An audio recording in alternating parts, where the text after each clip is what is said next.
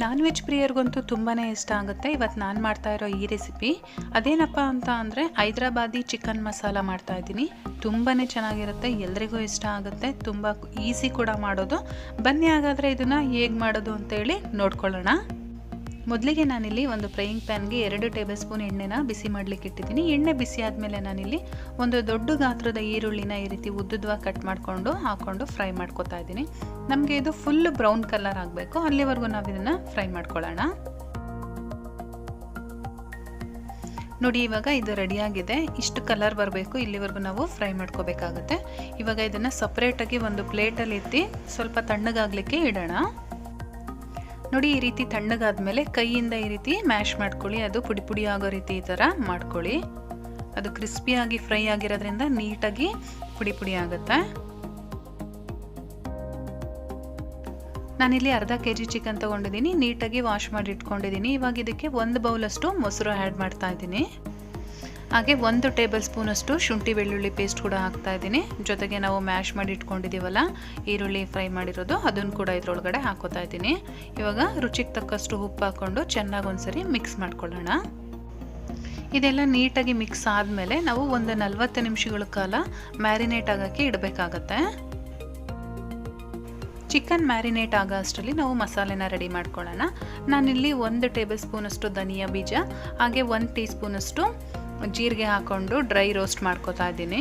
ಒಂದು ಅರ್ಧ ನಿಮಿಷಗಳ ಕಾಲ ಈ ರೀತಿ ಡ್ರೈ ರೋಸ್ಟ್ ಮಾಡ್ಕೊಂಡಾದಮೇಲೆ ನಾನಿಲ್ಲಿ 4 ಗುಂಟೂರು ಮೆಣಸಿನ್ಕಾಯಿನ ಹಾಕೋತಾ ಇದ್ದೀನಿ. ಹಾಗೆ ಒಂದು 5 ಬ್ಯಾಡಗಿ ಮೆಣಸಿನ್ಕಾಯಿನ ಹಾಕೋತಾ ಇದ್ದೀನಿ. ನಾನಿಲ್ಲಿ ಕಲರ್ ಚೆನ್ನಾಗಿ ಬರುತ್ತೆ ಅಂತೇಳಿ ಬ್ಯಾಡಗಿ ಮೆಣಸಿನ್ಕಾಯಿನ ಸ್ವಲ್ಪ ಜಾಸ್ತಿ ಹಾಕ್ಕೊಂಡಿದ್ದೀನಿ. ನೀವು ಬೇಡ ಅಂತ ಹೇಳಿದ್ರೆ ನೀವು ಸ್ಕಿಪ್ ಮಾಡ್ಕೋಬೋದು. ಈ ರೀತಿ ಒಂದು 2 ನಿಮಿಷ ಫ್ರೈ ಆದಮೇಲೆ ನಾವು ಸ್ವಲ್ಪ ತಣ್ಣಗಾಗಲಿಕ್ಕೆ ಬಿಡಬೇಕಾಗತ್ತೆ. ಇದನ್ನು ನಾವು ಡ್ರೈ ರೋಸ್ಟ್ ಮಾಡ್ಕೊಂಡಿರೋ ಅಂಥದ್ದನ್ನೆಲ್ಲ ಈಗ ಒಂದು ಮಿಕ್ಸಿ ಜಾರ್ಗೆ ಹಾಕ್ಕೊಂಡಿದ್ದೀನಿ ತಣ್ಣಗಾದ್ಮೇಲೆ. ಹಾಗೆ ಒಂದು ಅರ್ಧ ಈರುಳ್ಳಿನ ಇದ್ರೊಳಗಡೆ ಕಟ್ ಮಾಡಿ ಹಾಕೋತಾ ಇದ್ದೀನಿ. ಇವಾಗ ಇದನ್ನು ಸ್ವಲ್ಪ ತರಿತರಿಯಾಗಿ ಮುಂಚೆನೇ ಪುಡಿ ಮಾಡ್ಕೊಳ್ಳೋಣ. ಸ್ವಲ್ಪ ಈ ರೀತಿ ತರಿತರಿಯಾಗಿ ರುಬ್ಕೊಂಡಾದ್ಮೇಲೆ ಇದಕ್ಕೆ ನೀರನ್ನು ಸೇರಿಸ್ಕೊಂಡು ನಾವು ನುಣ್ಣಗೆ ರುಬ್ಕೋಬೇಕಾಗತ್ತೆ. ನೋಡಿ, ಇವಾಗ ಇಷ್ಟು ನುಣ್ಣಗಾಗಿದೆ. ಇದನ್ನ ಒಂದು ಸೈಡಲ್ಲಿ ಎತ್ತಿಟ್ಕೊಂಡಿರೋಣ. ಇವಾಗ ನಾನಿಲ್ಲಿ ಒಂದು ಕಡಾಯಿ ಇಟ್ಕೊಂಡಿದ್ದೀನಿ. ಅದಕ್ಕೆ ಒಂದು 2 ಟೇಬಲ್ ಸ್ಪೂನ್ ಎಣ್ಣೆ ಹಾಕ್ಕೊಂಡು, ಎಣ್ಣೆ ಬಿಸಿ ಆದಮೇಲೆ ನಾವು ರುಬ್ಬಿಟ್ಕೊಂಡಿದ್ವಲ್ಲ ಮಸಾಲೆ, ಅದನ್ನೆಲ್ಲ ಇದರೊಳಗಡೆ ಹಾಕ್ಕೊಂಡು ಫ್ರೈ ಮಾಡ್ಕೊತಾ ಇದ್ದೀನಿ. ಇದು ಹಸಿ ವಾಸನೆ ಹೋಗೋವರೆಗೂ ನಾವು ಒಂದು 2 ನಿಮಿಷಗಳ ಕಾಲ ಫ್ರೈ ಮಾಡ್ಕೋಬೇಕಾಗತ್ತೆ. ಇವಾಗ ನಾನು ಚಿಕನ್ ಮ್ಯಾರಿನೇಟ್ ಮಾಡೋಕ್ಕಿಟ್ಟು ಆಲ್ರೆಡಿ 40 ನಿಮಿಷ ಆಗಿದೆ. ಇವಾಗ ನಾವೇನು ಮ್ಯಾರಿನೇಟ್ ಮಾಡಿ ಇಟ್ಕೊಂಡಿದ್ದೀವಿ ಚಿಕನ್ನು, ಅದನ್ನು ಇದರೊಳಗಡೆ ಹಾಕ್ತಾ ಇದ್ದೀನಿ.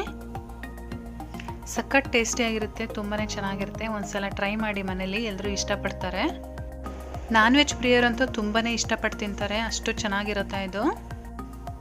ಈ ರೀತಿ ಚೆನ್ನಾಗಿ ಎಲ್ಲನೂ ಮಿಕ್ಸ್ ಮಾಡಾದಮೇಲೆ ನಾವು ಸ್ವಲ್ಪ ಎಣ್ಣೆ ಬಿಡೋವರೆಗೂ ನಾವು ಇದನ್ನು ಬೇಯಿಸ್ಕೋಬೇಕಾಗುತ್ತೆ. ಸುಮಾರಾಗಿ ನಾವು ಒಂದು 7 ರಿಂದ 8 ನಿಮಿಷಗಳ ಕಾಲ ಈ ರೀತಿ ಲಿಡ್ ಕ್ಲೋಸ್ ಮಾಡಿ ಬೇಯಿಸ್ಕೊಳ್ಳೋಣ. ಲಿಡ್ ಕ್ಲೋಸ್ ಮಾಡಿದ್ಮೇಲೆ ಮಧ್ಯ ಮಧ್ಯದಲ್ಲಿ ಈ ರೀತಿ ಓಪನ್ ಮಾಡಿ ಒಂದ್ಸಲ ತಿರುಗಿಸ್ತಾ ಇರಿ. ನಾನು ಒಂದು 4 ನಿಮಿಷ ಆದಮೇಲೆ ಈ ರೀತಿ ಓಪನ್ ಮಾಡಿ ತಿರುಗಿಸ್ಕೊತಾ ಇದ್ದೀನಿ. ಈಗ ಮತ್ತೆ ನಾನು ಲಿಡ್ ಕ್ಲೋಸ್ ಮಾಡಿ ಮತ್ತೆ 4 ನಿಮಿಷಗಳ ಕಾಲ ಇದನ್ನು ಬೇಯಿಸ್ಕೊತೀನಿ. ಈಗ ನೋಡಿ, 4 ನಿಮಿಷ ಆಗಿದೆ. ಎಣ್ಣೆ ಎಲ್ಲ ಸೈಡಲ್ಲಿ ಬಿಟ್ಕೊಂಡಿದೆ, ಕಾಣಿಸ್ತಾ ಇದೆ ನಿಮಗೆ.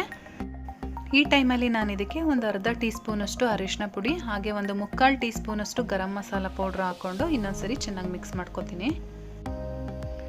ಇವಾಗ ನೀವೇನಾದರೂ ರೈಸ್ಗೆ ಈ ಗ್ರೇವಿ ಮಾಡ್ಕೊತಾ ಇದ್ದೀರಿ ಅನ್ನೋದಾದರೆ ಸ್ವಲ್ಪ ನೀರು ಹಾಕ್ಕೊಂಡು ಬೇಯಿಸ್ಕೋಬೇಕಾಗುತ್ತೆ. ಅಥವಾ ಚಪಾತಿ ಮತ್ತು ರೋಟಿಗೆ ಮಾಡ್ಕೊತಾ ಇದ್ದೀರಾ ಅಂತ ಅಂದರೆ ಇಷ್ಟೇ ಗಟ್ಟಿ ಸಾಕಾಗುತ್ತೆ. ನಾನು ಮಿಕ್ಸರ್ ಜಾರಲ್ಲಿ ಏನು ಮಸಾಲೆ ಇತ್ತು ಅದರೊಳಗಡೆ 1 ಗ್ಲಾಸ್ ಅಷ್ಟು ನೀರು ಹಾಕ್ಕೊಂಡಿದ್ದೀನಿ. ನಾನು ರೈಸಿಗೆ ಮಾಡ್ತಾ ಇರೋದ್ರಿಂದ ಸ್ವಲ್ಪ ತೆಳುವಾಗಿ ಮಾಡ್ತಾ ಇದ್ದೀನಿ. ಈ ರೀತಿ ಚೆನ್ನಾಗಿ ಮಿಕ್ಸ್ ಮಾಡಿಬಿಟ್ಟು ಮತ್ತೆ ಲಿಡ್ ಕ್ಲೋಸ್ ಮಾಡಿ ಸುಮಾರು ಒಂದು 10 ನಿಮಿಷಗಳ ಕಾಲ ನಾವು ಇದನ್ನು ಮತ್ತೆ ಬೇಯಿಸ್ಕೋಬೇಕಾಗತ್ತೆ. 10 ನಿಮಿಷಗಳು ಕಳೆದ ಮೇಲೆ ನಾನು ಲಿಡ್ ಓಪನ್ ಮಾಡ್ತಾ ಇದ್ದೀನಿ. ಇವಾಗ ಸ್ವಲ್ಪ ಉಪ್ಪನ್ನು ಸೇರಿಸ್ಕೊಳ್ಳಿ. ಯಾಕೆ ಅಂದರೆ ಮ್ಯಾರಿನೇಟ್ ಮಾಡಬೇಕಾದ್ರೆ ಉಪ್ಪು ಕಡಿಮೆ ಹಾಕ್ಕೊಂಡಿರ್ತೀವಿ, ಹಾಗಾಗಿ ಏನಾದರೂ ನಿಮಗೆ ಸಪ್ಪೆ ಅಂತ ಅನಿಸಿದ್ರೆ ಸ್ವಲ್ಪ ಉಪ್ಪು ಹಾಕ್ಕೊಂಡು ಈ ರೀತಿ ಮಿಕ್ಸ್ ಮಾಡ್ಕೊಳ್ಳಿ. ಇವಾಗ ನೋಡಿ, ಗ್ರೇವಿ ಕನ್ಸಿಸ್ಟೆನ್ಸಿ ನನಗೆ ಕರೆಕ್ಟಾಗಿದೆ. ಇದು ತಣ್ಣಗಾದ್ಮೇಲೆ ಇನ್ನೂ ಸ್ವಲ್ಪ ಗಟ್ಟಿ ಆಗುತ್ತೆ, ಹಾಗಾಗಿ ನಾನು ಇವಾಗಲೇ ಸ್ಟವ್ ಸ್ವಿಚ್ ಆಫ್ ಮಾಡ್ಕೋತೀನಿ. ಇವಾಗ ಹೈದ್ರಾಬಾದಿ ಚಿಕನ್ ಮಸಾಲ ರೆಡಿಯಾಗಿದೆ. ನಾನಿಲ್ಲಿ ಒಂದು ಬೌಲ್ಗೆ ಸರ್ವ್ ಮಾಡ್ಕೊತಾ ಇದ್ದೀನಿ. ನೋಡಿದ್ರಲ್ಲ ಫ್ರೆಂಡ್ಸ್, ಇವತ್ತಿನ ರೆಸಿಪಿ ನಿಮಗೆಲ್ಲ ಇಷ್ಟ ಆಗಿದೆ ಅಂತ ತಿಳ್ಕೊತೀನಿ.